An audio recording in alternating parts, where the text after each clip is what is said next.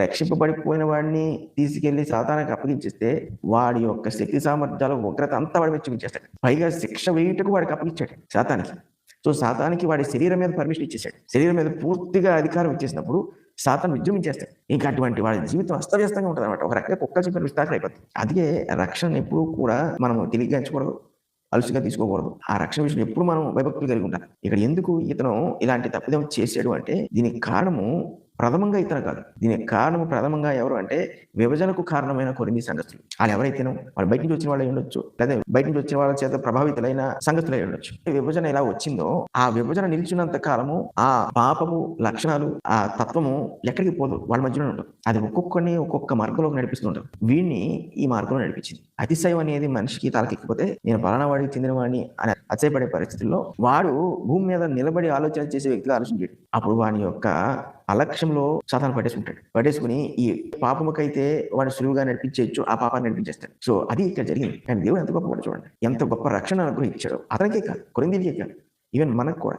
మనం తప్పు చేసి తప్పించుకుంటాం అనుకోండి, రక్షింపబడిన తర్వాత దేవుడు విడిచిపెట్టాం. ఒకవేళ మన రక్షణ సరైనది కాదనుకోండి, ఈ మనుషుల సిద్ధాంతం బట్టి లేకపోతే మన ఇష్టం మేరకు మన ఆలోచన మేరకు మనం రక్షణ పొందేసాం అనుకుంటున్నాం అనుకోండి, అది దేవుడికి మనకు సంబంధం లేదు కాబట్టి మనం ఎట్టుకునే పట్టించుకోలేదు. నువ్వు ఇంకా రక్షింపబడాలని అనుకుంటాడు కానీ రక్షింపబడిపోయావు అనుకో, అప్పుడు మనం ఏ పాపం చేసినా కూడా దాని పర్యవసానాలు వేరేగా ఉంటాయి. కానీ ఒకవేళ నిజంగా రక్షింపబడిన తర్వాత ఇటువంటి పరిస్థితి ఇది కాకపోతే ఇంకొకటి ఏదో ఒక పరిస్థితి ఒకవేళ ఉంటే దేవుడు కఠినంగా బుద్ధి చెప్పకుండా మాత్రం ఉండడం, బుద్ధి చెప్పి తిరిగి మళ్ళీ ఆయన వశం చేర్చుకుంటాడు. ప్రభువా నువ్వే రైట్, నేను రాంగు అని నీ నోటితో చెప్పిస్తాడు. నేను చేసింది పాపము, నువ్వు ఇచ్చిన ఉచితమైన భాగ్యాన్ని నేను అర్థం చేయడానికి ప్రయత్నం చేశాను అని నువ్వు పశ్చాత్తాపడేటట్టు చేసి అప్పుడు నేను తిరిగి సంపాదించుకుంటాడు. పౌలు తన సువార్త ప్రకటనలో అంటే తన థియాలజీలో ఈ విషయాన్ని బాగా నమ్మినవాడు. ఈ విషయాన్ని ప్రకటించాడు, తెలియజేశాడు కూడా. 6వ వచనంలో అంటున్నాడు, మీరు అతిశయపడటం మంచిది కాదు, పులిసిన పిండి కొంచెమైనా ముద్దంతే పులియజేయనని మీరు ఎరుగురా. సో మీరు అతిశయపడటం మంచిది కాదంటే ఇంత ఘోరమైన పాపం సంఘంలో పెట్టుకుని నాకు సంబంధం లేదు అన్నట్టుగా ఉండి, లేకపోతే అసలు అది జరుగుతున్నట్టుగానే